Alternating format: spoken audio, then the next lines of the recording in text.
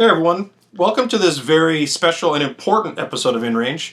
I have my friend Michael Laufer here of the Four Thieves Vinegar Collective, an anarchist medical collective, and you're here because this is an important discussion about the intersectionality of firearms and healthcare in a very specific way. And if ever firearms and healthcare have really intersected in current events, it's been this week. And of course, we're talking about the assassination of the CEO of the United Healthcare Medical Insurance Company. And a lot of people have been talking about it, and there have been a lot of opining, and people have been looking at a lot of aspects. And one of the things that's come up a lot is questions about the actual firearm that he used. People have had a lot of guesses about whether it was something exotic. The government has the military, not military, the police, the already like, it's a BT-9. It's this very exotic meme gun that's designed as a veterinarian pistol, or it's this or that. And a ton of other firearms channels have already put out their video with their And I'm guesses. sure a bunch of people have asked you what you think it is. Yeah, and you know what? I haven't answered any of those questions yet. And I'm not going to answer it on this video either. And it's the reason this video is probably one of the ones coming out later in the discussion than a lot of other people, because I don't like to put out hot takes. I want to have a discussion based on the best information and thoughts we can have. And that's what you're hopefully going to get here. And in regards to this, the point is, it doesn't matter. It doesn't matter. Historically speaking, assassinations, whether you consider them historically good or bad, irrelevant, ones that have had true impact in history, have almost always been done with pretty mediocre, if not trash, firearms. One of the first examples? Yeah, one of the first one I could think of was Abraham Lincoln. Of course. He was killed at the back of the head with a .41 Derringer, a muzzle-loading percussion gun this big that is, at best, described as anemic. Mm-hmm. He actually didn't even die immediately. It took a little while, right? Right. Then later on, of course, World War I, the thing that really all current history revolves around, this one event, this assassination, changed the world for till today. Indeed. Archduke Ferdinand, Ferdinand. by one wild guy with a 1910 FN 380 pistol, ran up to the car and just dumped rounds.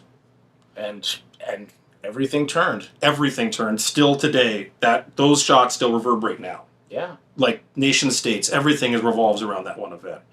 Then World War II, again, this is now, because of that event, we have World War II. Of course. And the Czech resistance and the assassination of Reinhard Heydrich, who was, this one I think you can argue wasn't a good thing, although some Czechs may not, because the retribution was fierce. Indeed it was. As anti-partisan activity. But they went in to assassinate Reinhard Heydrich, who was the guy, the forefather, the genius, if you want to call him that, behind the Holocaust. Mm-hmm. The Lionheart of the SS. And they were armed with a breakdown, very low-tier, cheap Sten submachine gun and a couple just homemade hand grenades, bombs. And in the operation, they stood in front of Reinhard Heydrich's vehicle, went to fire the Sten, and it immediately misfired. Click. And they're just like... And the only reason they landed up killing him is Reinhard Heydrich stood up, realized what was going on, and a couple other allies started throwing bombs at the car. And there was another assassination quite recently in Japan, was it not? Oh, of course, Shinzo Abe.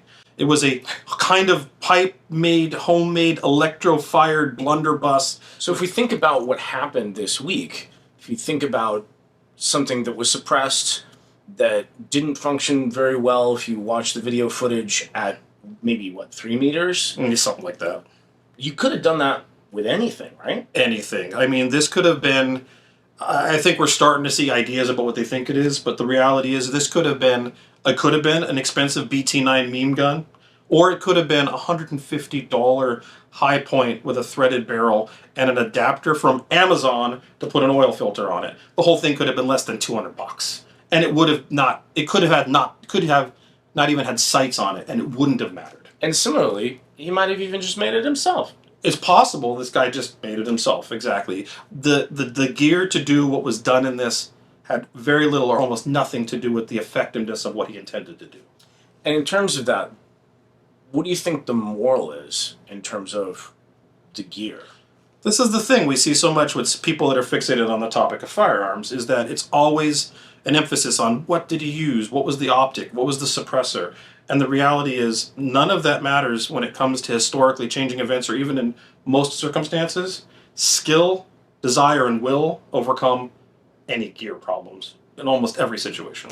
And to my mind, this is such an interesting example of the false conflating of subject and object.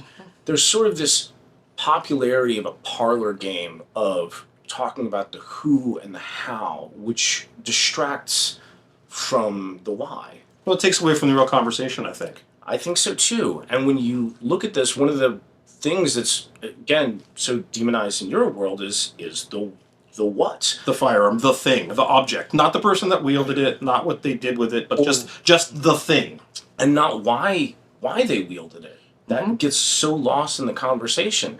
And so often people talk about gun control being a solution for violence when nobody ever brings up the question of why the violence is happening in the first place. This is such a frustrating element that I hopefully try to do with some of my content, in that in any instance, I obviously, this is a pro firearms ownership self-defense channel. Sure. However, in every instance in which it gets to the point that a firearm needs to be used, a lot of failures at the human level have occurred before that gets to that point. So any existence of violence is an example of that. Even if the simple act of getting mugged on the street with a Saturday night special, so many things have gone wrong societally speaking that person feels that that's their only way out. Or best. Or you're a victim of that as a result. So both of you Either are victims of a system that hasn't taken care of either of you. Yeah. And so in terms of firearms-related deaths in the U.S., where does the number roughly fall? It moves up and down. It seems to be on the climb again a little bit, frankly. But last I could see, the 2022 numbers was around 48,000 deaths caused by firearms. And when I say that number, that's all causes with a firearm. That means suicides, police shootings, outright murders, accidents. All of that numbers, all that together. And what cross section of that is suicide? Something around half. Okay, so if we talk about non-suicides, that cuts it down to maybe 24,000. Okay, And that still includes self-defense shootings, which I think all of us here would agree are legitimate and moral, in most instances. And it includes police shootings and accidents. We're not talking about straight-out murder. We're talking about those three are still in that 24,000. So when you take out the most malicious, evil murder, it's a small number in the grand scheme of that 48,000.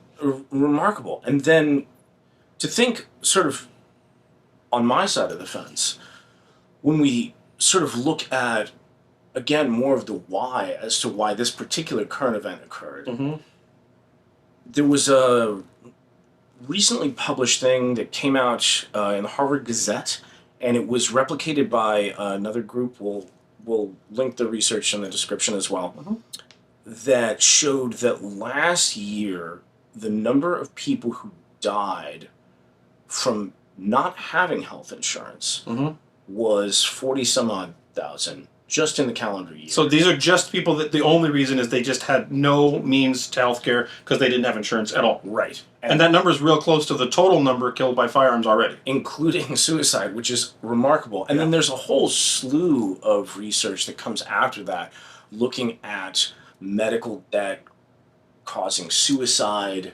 And just, if you really want to get depressed, the sociological literature on that is really deep.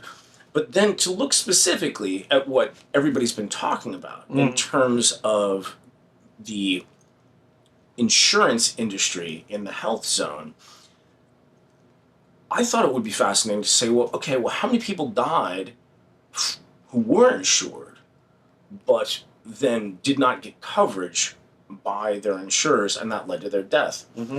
And that data is really hard to get, but you can do kind of a back of the envelope estimate. Sure. So in the United States, there are roughly 350 million people. Okay. According to the census, 91% are insured, so that will give you a little over 300 million, so we'll round it down to 300 million. 300 million. When you look at that, and then you look at the fact that industry-wide, insurance claims average 18% denial. I heard one company was as high as double that. More than one. More than one. But one in particular, yeah. One recent one that's in the news a lot. People have been talking about that one. Double that number. Yeah. Yeah. Interesting. Okay. So, but 18%. 18% is the industry average. And if you think that if maybe 1% of those denials lead to someone's death. So 1% of the 18% denials lead to death. That seems like a really conservative number to me. If you calculate that out, that's a little over 500,000 people. 500,000 people. Yeah. So now you've got 500,000 plus 40-something thousand uninsured. You're around 550,000 people. And let's assume for a moment that that's a gross overestimate. That's an order of magnitude. Split it in half even. Or take 1% of 1% and say, okay, it's not 500,000. It's just, sorry, not 1%. We say it's 10% of that. It's an order of magnitude of overestimate, which is only 55,000. Which is way less. Yeah. 55,000 still outpaces all of your gun deaths. That's on the denials alone. That's not even That's on the denials. That's not even the people who aren't insured. So this is the conversation not being had, is that gosh, like the realities of those numbers aren't being discussed at all. At all. It's so bizarre. And again, it just breaks my heart that people are getting distracted by the who and the how and not taking the moment to say, there's a reason this all happened. There's a reason, to use your language, so many failures have occurred that we have gotten to the point where this was where we ended up. And there's this loss of agency, this surrender of agency that I see so often, where people have been indoctrinated to believe that their only way to manage their health is to outsource that responsibility to the medical industry professionals, and that their only way to interface with that industry is through the intermediary of the insurers, both of which are false. But it's understandable that people have been forced into this modus of thought because you're constantly told that, oh, this is the only way. You can't manage your own health. That's unsafe. You should leave that to the professionals. You should.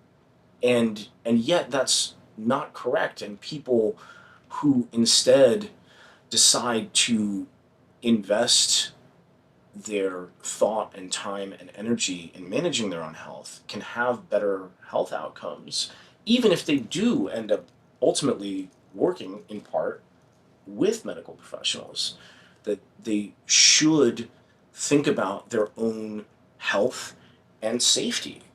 It's funny when you say that, because I can't think of it. I can only think of another example of this, in which when people feel that they've lost all agency and they feel helpless, that's when things like lashing out occur. Mm-hmm. And we see, for example, another example of this would be people who think that their only ability for their own personal safety and self-defense is to outsource that to the police or to the nation state. And they're told over and over again by the nation state, just trust us and we'll do it for you. There's this monopoly on coercive force and violence, and there's this monopoly on health that seems like something, both of which seem like things that are naturally things that one would manage yourself first before moving on to other tiers. Well, who's more interested in your health or safety than you? Truthfully, no one else can be, right? No one else can be. And further, I would argue no one else is more qualified to have those concerns either. Which would be, again, should you be able to buy, or do you want to own a firearm or not? That's a choice on a personal level. And what should the choices be for you, for your health care, and not some corporate Byzantine company telling you whether or not it's okay? And in both of these cases, you should have that option, whether you exercise it or not. And I argue that medicine is like filtered water, is like food, is like ammunition. You're going to get more consistent, higher quality, and safer versions of all if you do it yourself. Which is the work you're doing with Four Thieves Vinegar Collective. And if you want to learn more about that, come visit us, look at some of the stuff we've done, and make up your own mind as to whether you would like to manage your own health or not. And the link is in the description below. But I do want to close this video with one final thought. And the thing is that we're going to hear about this event for a long time. A long time. This is going to resonate for a long time. There's going to be articles, and this is going to be studied, and you're going to be bludgeoned with this. Whether you are pro or anti-firearm or not, you're going to be hearing about this for a while. But I will tell you right now, and I guarantee you, the conversation isn't going to be about what we just discussed. 500,000 people dying a year because of a fraudulent healthcare industry. That's not going to be the conversation you're going to be fed. You're going to be fed something about why the firearm was awful, or the way the firearm was acquired was awful, or the fact that if you own one of these firearms, you're awful. And all that is a distraction from the reality of the situation in which the larger picture is killing far more people than that gun, whether it was manufactured at home or bought as some meme gun. And that's because it's about control. So do your own reading, and make up your own mind. Thanks for watching.